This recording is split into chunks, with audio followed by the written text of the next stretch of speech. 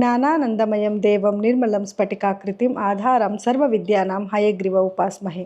ನನ್ನ ಸಮಸ್ತ ಆರಾಧ್ಯಂ ಚಾನಲ್ ವೀಕ್ಷಕರೆಲ್ಲರಿಗೂ ಕೂಡ ವಿಭಾ ಶೆಟ್ಟಿ ಮಾಡುವ ನಮಸ್ಕಾರಗಳು. ಮಾಸ ಭವಿಷ್ಯ ಕಾರ್ಯಕ್ರಮಕ್ಕೆ ತಮಗೆಲ್ಲರಿಗೂ ಸ್ವಾಗತ. ಈ ತಿಂಗಳು ಅಂದರೆ ಏಪ್ರಿಲ್ 2026ರ ಮಾಸ ಭವಿಷ್ಯ ಹೇಗಿದೆ, ದ್ವಾದಶ ರಾಶಿಗಳ ಮೇಲೆ ಏನೆಲ್ಲ ಪರಿಣಾಮ ಬೀರ್ತಿದೆ ಗ್ರಹಗಳು ಅನ್ನೋದನ್ನು ನೋಡೋಣ ಬನ್ನಿ. ಇನ್ನು ಗ್ರಹಗಳ ಸ್ಥಾನಮಾನ ಅಂತ ನೋಡಿದ್ರೆ ನೋಡಿ, ಕುಂಭ ರಾಶಿನಲ್ಲಿ ರಾಹು, ಬುಧ ಮತ್ತು ಕುಜ ಗ್ರಹಗಳಿದ್ರೆ, ಮೀನ ರಾಶಿನಲ್ಲಿ ಸೂರ್ಯ ಮತ್ತು ಶನಿ ಗ್ರಹಗಳಿದ್ದಾವೆ.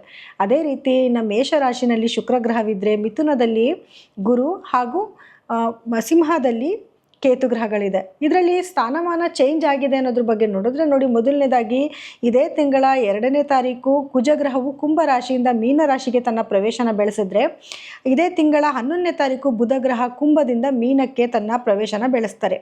ಹಾಗೆ 14ನೇ ತಾರೀಕು ಸೂರ್ಯ ಮೀನದಿಂದ ಮೇಷರಾಶಿಗೆ ಅಂದರೆ ತನ್ನ ಉಚ್ಚ ರಾಶಿಗೆ ಪ್ರವೇಶನ ಬೆಳೆಸಿದ್ರೆ, ಇನ್ನು 19ನೇ ತಾರೀಕು ಶುಕ್ರ ಗ್ರಹ ಮೇಷ ರಾಶಿಯಿಂದ ವೃಷಭ ರಾಶಿಗೆ ತನ್ನ ಪ್ರವೇಶನ ಬೆಳೆಸುತ್ತೆ. ಇನ್ನು ಬುಧ ಗ್ರಹ ಇದೇ ತಿಂಗಳ ಕೊನೆಯಲ್ಲಿ ಮತ್ತೊಮ್ಮೆ ತನ್ನ ಪತನ ಬದಲಾಯಿಸ್ತಾ ಇದೆ. ಮೊದಲನೇದಾಗಿ 11ನೇ ತಾರೀಕು ಬುಧ ಗ್ರಹ ಕುಂಭರಾಶಿಯಿಂದ ಮೀನರಾಶಿಗೆ ತನ್ನ ಪತನ ಬದಲಾಯಿಸಿದ್ರೆ, 30ನೇ ತಾರೀಕು ಮೀನರಾಶಿಯಿಂದ ಮೇಷರಾಶಿಗೆ ತನ್ನ ಪತನ ಬದಲಾಯಿಸ್ತಾ ಇದೆ.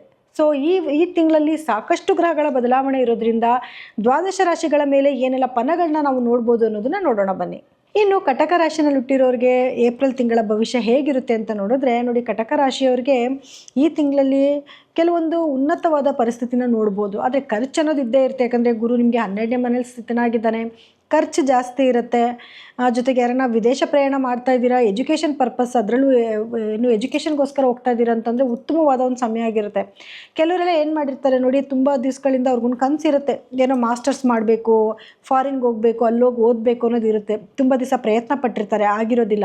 ಸೊ ಇದು ಉತ್ತಮವಾದ ಸಮಯ ಆಗಿರುತ್ತೆ. ಈ ಟೈಮಲ್ಲಿ ನೀವೇನಾದರೂ ಅಪ್ಲಿಕೇಶನ್ಸ್ ಹಾಕೊಳ್ಳೋದು ಅಥವಾ ಹೋಗಬೇಕು ಅಂತ ಏನಾದರೂ ಪ್ರಯತ್ನ ಪಟ್ಟರು ಕೂಡ ನಿಮಗೆ ಅದಕ್ಕೆ ಒಂದೆಲ್ಲ ಗ್ರೀನ್ ಸಿಗ್ನಲ್ಸ್ ನಿಮಗೆ ಖಂಡಿತವಾಗ್ಲೂ ಸಿಗುತ್ತೆ.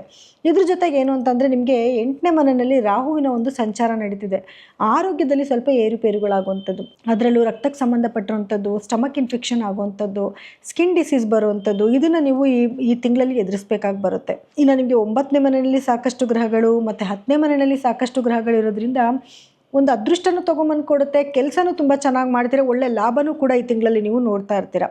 ಯಾಕೆ ಅಂತಂದರೆ ನೋಡಿ, ಶುಕ್ರ, ಕುಜ ಮತ್ತು ಬುಧ ಗ್ರಹಗಳು ನಿಮಗೆ 9ನೇ ಮನೆಯಲ್ಲಿ ಸ್ಥಿತವಾಗಿದ್ದರೆ, ಇನ್ನು ಸೂರ್ಯ ಮತ್ತು ಶುಕ್ರ ಗ್ರಹಗಳು ನಿಮಗೆ 10ನೇ ಮನೆಯಲ್ಲಿ ಸ್ಥಿತವಾಗಿದ್ದಾವೆ. ಅಂದರೆ ನೀವು ಗೌರ್ಮೆಂಟ್ ರಿಲೇಟೆಡ್ ಏನಾದರೂ ವರ್ಕ್ ಮಾಡ್ತಾ ಇದ್ದರೆ ಅಥವಾ ಗೌರ್ಮೆಂಟ್ ಕೆಲಸದವರಾಗಿದ್ದರೆ, ಗೌರ್ಮೆಂಟಿಂದ ನಿಮ್ಗೆ ಏನಾದರೂ ಅನುಕೂಲಗಳಾಗಬೇಕು ಅನ್ನೋದಿತ್ತು ಅಂದರೆ ಅದಕ್ಕೆ ಒಂದು ಒಳ್ಳೆ ಸಮಯ ಇದಾಗಿರುತ್ತೆ. ಈ ಸಮಯದಲ್ಲಿ ನೀವೇನಾದರೂ ಕೆಲಸಗಳನ್ನ ಮಾಡ್ಕೋಬೋದು, ಒಂದು ಉತ್ತಮವಾದ ಫಲನ ಖಂಡಿತವಾಗ್ಲೂ ನೀವು ನೋಡಬಹುದು. ನಿಮಗೆ ನೋಡಿ, 2ನೇ ಮನೆಯಲ್ಲಿ ಕೇತುವಿನ ಒಂದು ಸಂಚಾರ ಇರೋದ್ರಿಂದ ಮಾತಿನ ಮೇಲೆ ಸ್ವಲ್ಪ ನಿಗಾ ಇರಬೇಕಾಗುತ್ತೆ.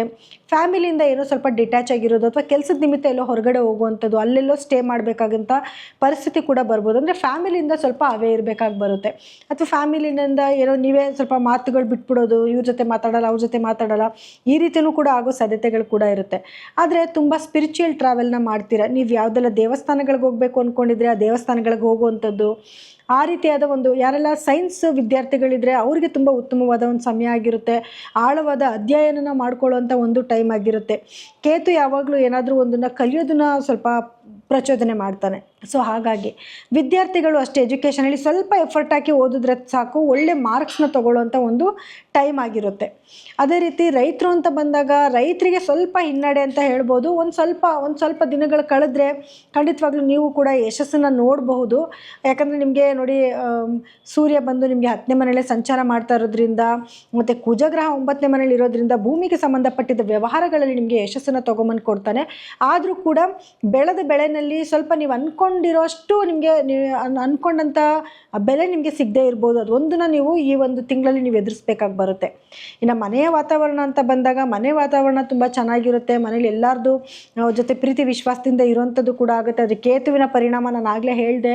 ನೀವೇನೋ ಮಾತಾಡೋಕ್ಕೆ ಹೋಗಿ ಇನ್ನೇನೋ ಅರ್ಥ ಆಗಿ ಸ್ವಲ್ಪ ನೆಗೆಟಿವಿಟಿ ಕೂಡ ಆಗುತ್ತೆ ಅಂತ. ನೀವು ಮೌನವಾಗಿದ್ದರೆ ಖಂಡಿತವಾಗ್ಲೂ ನೆಗೆಟಿವಿಟಿನ ನೀವು ತಪ್ಪಿಸ್ಕೊಬಹುದು.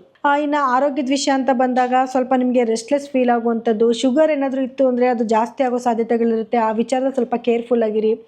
ಅಥವಾ ಸ್ವಲ್ಪ ಸ್ಟಮಕ್ ಇನ್ಫೆಕ್ಷನ್, ನಾನು ಆಗಲೇ ಹೇಳಿದೆ ನಿಮಗೆ ಸ್ಟಮಕ್ ಇನ್ಫೆಕ್ಷನ್ ಆಗುವಂಥದ್ದು, ಈ ರೀತಿ ಕೆಲವೊಂದು ಸಮಸ್ಯೆಗಳನ್ನ ನೀವು ಎದುರಿಸ್ಬೇಕಾಗಿ ಬರುತ್ತೆ ಅಂತ.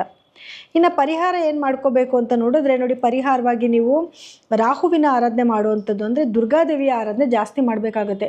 ಪ್ರತಿ ಶುಕ್ರವಾರ ದಿವಸನೋ ಅಥವಾ ಮಂಗಳವಾರದ ದಿವಸನೋ ರಾಹುಗಾಲದಲ್ಲಿ ದೇವಿಯ ದೇವಸ್ಥಾನಕ್ಕೆ ಹೋಗಿ ಬರುವಂಥದ್ದು, ಕೆಂಪು ಬಣ್ಣದ ಹೂವಿನ ದೇವಿಗೆ ಅರ್ಪಿಸ್ಬಿಟ್ಟು ಬರುವಂಥದ್ದು, ಅಥವಾ ಕೆಂಪು ಬಣ್ಣದ ಸಿಹಿ ಪದಾರ್ಥನ ಎಲ್ಲರಿಗೂ ಡಿಸ್ಟ್ರಿಬ್ಯೂಟ್ ಮಾಡುವಂಥದ್ದು, ಕೆಂಪು ಬಟ್ಟೆನ ಡಿಸ್ಟ್ರಿಬ್ಯೂಟ್ ಮಾಡುವಂಥದ್ದು, ಇದನ್ನು ಮಾಡ್ಕೊಳ್ಳೋದ್ರಿಂದ ರಾಹುವಿಂದ ಏನು ನಿಮಗೆ ನೆಗೆಟಿವಿಟಿ ಆಗ್ತಿದೆ ಅದನ್ನು ನೀವು ತಪ್ಪಿಸ್ಕೊಬೋದು.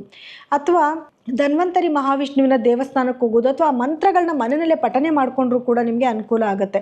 ಸಾಧ್ಯ ಆದಷ್ಟು ಮಹಾಮೃತ್ಯುಂಜಯ ಮಂತ್ರನ ಜಪ ಮಾಡ್ಕೊಳ್ಳಿ, ಪ್ರತಿದಿನವೂ ಅದನ್ನು ಜಪ ಮಾಡ್ಕೊಳ್ಳಿ. ಒಂದು 10 ನಿಮಿಷ ಪ್ರತಿದಿನ ಮೆಡಿಟೇಷನ್ ಮಾಡಿ. ಯಾಕಂದರೆ ನೋಡಿ, ನಿಮಗೆ ಮೆಡಿಟೇಷನ್ ಮಾಡೋದು ತುಂಬ ಇಂಪಾರ್ಟೆಂಟ್ ಆಗಿರುತ್ತೆ. ಯಾಕಂದರೆ ನಿಮಗೆ ನೋಡಿ, ರಾಶಾಧಿಪತಿ ಬಂದು ನಿಮಗೆ ಚಂದ್ರ ಆಗಿರ್ತಾನೆ, ಚಂಚಲ ಚಿತ್ತರಾಗಿರ್ತೀರ. ಒಂದು ಸತಿ ನಿಮಗೆ ಕರೆಕ್ಟ್ ಡಿಸಿಷನ್ನ ತೊಗೊಳ್ಳೋದಕ್ಕೆ ನಿಮಗೆ ಕಷ್ಟ ಆಗ್ತಾ ಇರುತ್ತೆ. ನೀವು ಮೆಡಿಟೇಷನ್ ಮಾಡೋದನ್ನ ರೂಢಿ ಮಾಡಿಕೊಂಡ್ರೆ ಖಂಡಿತವಾಗ್ಲೂ ಡಿಸಿಷನ್ ತೊಗೊಳ್ಳೋದಕ್ಕೆ ನಿಮಗೆ ಒಳ್ಳೆ ಕಾನ್ಫಿಡೆಂಟ್ ನಿಮಗೆ ಬರುತ್ತೆ. ಸೊ ಹಾಗಾಗಿ ಇದನ್ನು ನೀವು ತಪ್ಪದೆ ಮಾಡ್ಕೊಂಡು ಬಂದರೆ ಏನೇ ನೆಗೆಟಿವಿಟಿ ಇದ್ರೂ ನೀವು ಇದರಿಂದ ಈಚೆ ಬರ್ಬೋದು. ಇನ್ನು ಇದಾಗಿತ್ತು ಏಪ್ರಿಲ್ ತಿಂಗಳ ಮಾಸ ಭವಿಷ್ಯ. ಸೊ ದ್ವಾದಶ ರಾಶಿಗಳ ಬಗ್ಗೆ ಏನೆಲ್ಲ ಪರಿಣಾಮಗಳಾಗ್ತಿದೆ ಅನ್ನೋದನ್ನ ನೀವು ತಿಳ್ಕೊಂಡಿದ್ದೀರಾ. ಆದರೆ ನೋಡಿ, ನಿಮಗೆ ಫಲದಲ್ಲಿ ಏನಾದರೂ ವ್ಯತ್ಯಾಸಗಳಿತ್ತು ಅಂತಂದರೆ ಖಂಡಿತವಾಗ್ಲೂ ನಿಮ್ಮ ವೈಯಕ್ತಿಕ ಜಾತಕನ ಒಮ್ಮೆ ಪರಿಶೀಲನೆ ಮಾಡಿಸ್ಕೊಳ್ಳಿ. ಯಾಕೆ ಅಂತಂದರೆ ಅದರಲ್ಲಿ ನಿಮ್ಮ ಗ್ರಹಗಳ ಸ್ಥಾನಮಾನ ಬೇರೆ ಆಗಿರುತ್ತೆ, ಮತ್ತು ನಿಮಗೆ ನಡೀತಿರುವಂಥ ದಶಾಭುಕ್ತಿನೇ ಬೇರೆ ಆಗಿರುತ್ತೆ. ಸೊ ಆಗ ಫಲದಲ್ಲಿ ಖಂಡಿತವಾಗ್ಲೂ ನಿಮಗೆ ವ್ಯತ್ಯಾಸನ ನೋಡಬೇಕಾಗಿ ಬರುತ್ತೆ. ದಯವಿಟ್ಟು ಪ್ರತಿಯೊಬ್ಬರು ಕೂಡ ನಿಮ್ಮ ಜಾತಕಗಳನ್ನ ತೋರಿಸ್ಕೊಳ್ಳಿ, ನಿಮ್ಮ ನಡೀತಿರುವಂಥ ದಶಾಭುಕ್ತಿಗೆ ತಕ್ಕನಾದ ಪರಿಹಾರಗಳನ್ನ ಮಾಡ್ಕೊಳ್ಳಿ. ಆಗುವಂಥ ನೆಗೆಟಿವಿಟಿನ ಖಂಡಿತವಾಗ್ಲೂ ನೀವು ತಪ್ಪಿಸ್ಕೊಬೋದು. ನೀವು ನಮ್ಮಲ್ಲೇನಾದರೂ ಜಾತಕಗಳನ್ನ ವಿಮರ್ಶೆ ಮಾಡಿಸ್ಕೊಬೇಕು ಅಂತಂದರೆ ಸ್ಕ್ರೋಲ್ ಆಗ್ತಿರುವಂಥ ನಮ್ಮ ನಂಬರ್ಗೆ ಕರೆ ಮಾಡಿ ನೀವು ಅಪಾಯಿಂಟ್ಮೆಂಟ್ನ ತೊಗೋಬಹುದು. ಸೊ ಎಲ್ಲರಿಗೂ ಕೂಡ ನನ್ನ ಧನ್ಯವಾದಗಳು. ಮುಂದಿನ ತಿಂಗಳಲ್ಲಿ ಮತ್ತೆ ನಾನು ನಿಮ್ಮನ್ನು ಭೇಟಿ ಮಾಡ್ತೀನಿ. ಧನ್ಯವಾದಗಳು.